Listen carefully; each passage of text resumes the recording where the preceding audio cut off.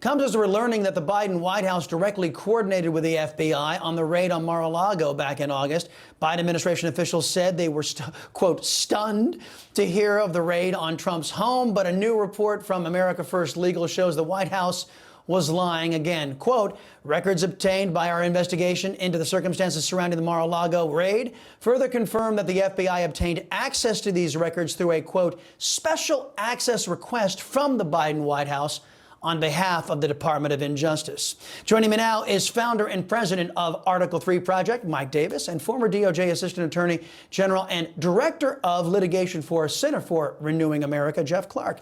Gentlemen, welcome to you both. I want you both to actually weigh in on Alvin Bragg, the breaking news here first. Mr. Bragg actually suing to stop any type of investigation.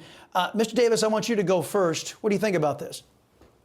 Yeah, so for the first time in American history, this George Soros-funded Manhattan DA Alvin Bragg is suing a former president who also happens to be a leading opposing presidential candidate.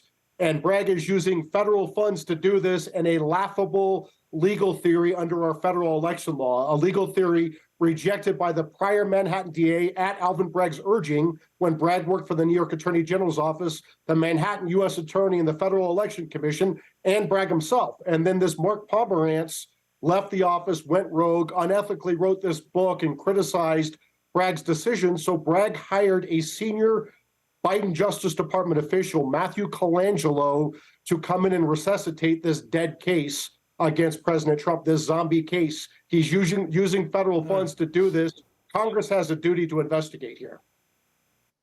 Mr. Clark, what reaction to Mr. Bragg saying he has the right to do this without any eyeballs on what he's doing? Well, thanks for being here, Chris. I agree with Mike's comments, but let me react to the breaking news about Alvin Bragg suing Jim Jordan and the committees that are seeking his testimony or documents.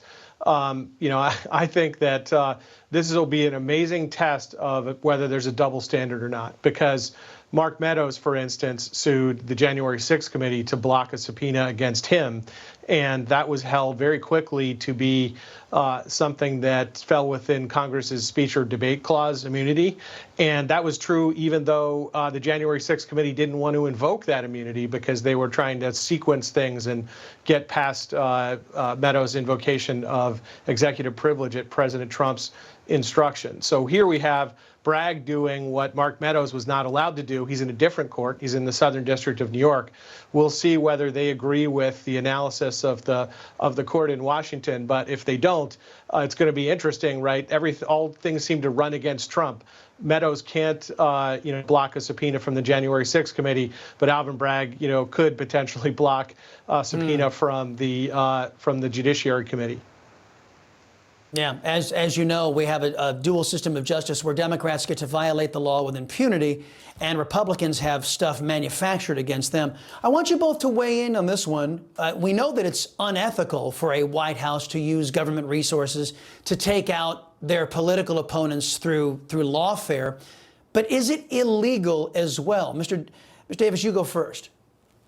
Well, I mean, it would certainly be impeachable if Joe Biden illegally weaponized the Biden Justice Department to take out President Trump. President Trump had the absolute right under the Presidential Records Act to have his presidential records in the office of former president in Mar-a-Lago. And it sounds like at the same time that they were going after President Trump for his lawful possession of presidential records, former Vice President Joe Biden illegally had stolen classified records from the Senate and from the Obama White House in several different locations that Miranda Devine from the New York Post reported that Hunter Biden may have used to secure Ukrainian and Chinese illegal funding. So if Biden has weaponized the Justice Department to distract from his own illegal conduct, that is impeachable.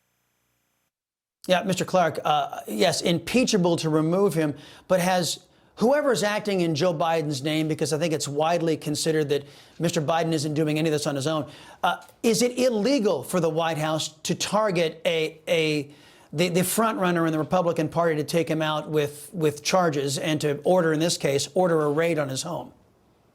Sure. I think it is something that is potentially impeachable. I also think that it's flat out election interference. And kudos to the America First legal team for getting this information out by FOIA, that a special access program, using DOJ as the conduit, but the authorizer being the Biden White House, are the ones who decided to stir up these documents. Meanwhile, Karine Jean-Pierre and you had President Biden there claim, "Oh, we didn't know anything about this." That's a total lie. At a more granular level, right? Under 44 USC 2205, there's a provision that allows the president to grant special access to these documents at the National Archives if they're needed essentially to run the incumbent presidency. Well, these Trump era documents were not needed to run the Biden presidency. And indeed, there's a more specific part of the statute that says that if you want to get access to information for purposes of a criminal investigation or a civil investigation, a subpoena has to be issued. So the Biden White House ran that more particular provision of law so that Joe Biden or someone acting in his name could just rubber stamp this and get access to the documents faster in their overarching effort to nail Trump. I think it's bigger news when Democrats actually choose to follow the law. I mean, that's actually breaking news. Breaking news: Democrats follow the law. It's crazy that what we've accepted and what Mitch McConnell and guys like John Cornyn have made us accept, this type of illegality from Democrats. Mr. Davis, I'm going to go back to you, and I want to circle back to Alvin Bragg and Democrats. They're prosecuting the leading Republican candidate for president, the Justice Department, imprisoning a social media influencer over a meme, another Soros-backed DA convicting an Army sergeant for defending himself against a violent white BLM Marxist. What legal recourse do we conservatives have to fight back against a lawless system that is being perverted by Democrats? Look, this is no longer our parents' or grandparents' Democrat Party. These are not liberals who love America and just disagree with us on the best way to get there. These are leftist. These are Marxist. They hate equality. They believe in equity.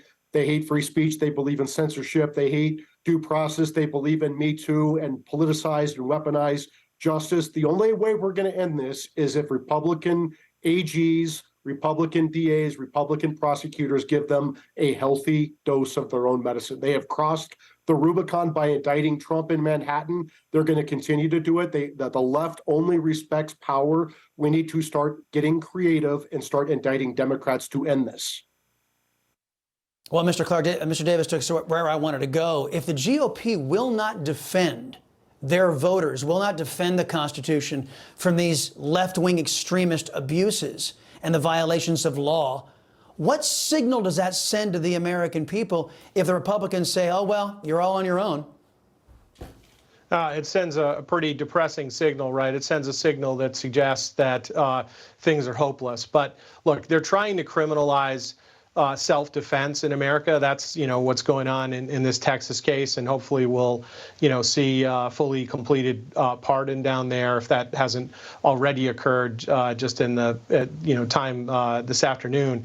But look, I think we need a nationwide investigation of George Soros and how he has attempted to hijack all of these local prosecutor elections, right? I mean, these local prosecutor elections are small town or sometimes big town, but federalism in action, right? It's the local people who should be deciding what kind of prosecutor they want, how tough they want to be on crime, how they want to protect their local folks. So who is George Soros to come in with gigantic amounts of money, buy these local prosecutors essentially, and then have them pervert the justice system, not enforce against real crime, and start, putting the wrong people in jail, right? We had the situation of Alvin Bragg where he was going after the parking attendant who defended himself after he got shot. He wrestled a gun away and then, shot at the perpetrator, and he was the one who wound up in a hospital bed with his wounds, handcuffed to the bed.